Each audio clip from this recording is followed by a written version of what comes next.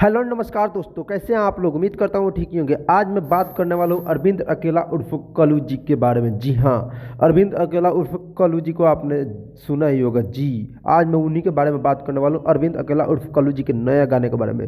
तो आप वीडियो तक में बने रहे, वीडियो को लास्ट तक देखें ताकि आपको पूरी जानकारी मिल सके।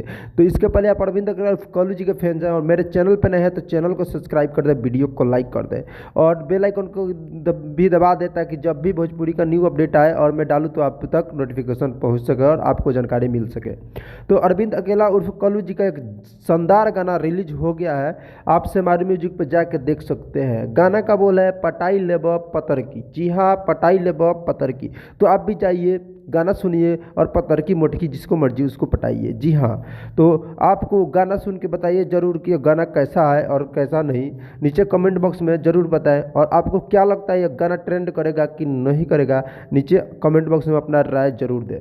तो आपको यह वीडियो कैसी लगी, वीडियो अच्छी लगी होगी तो वीडियो को लाइक कर दें, चैनल को सब्सक्राइब कर दें। तो मिलते हैं अगले वीडियो में, तब तक के लिए बाय और अपना ख्याल रखें।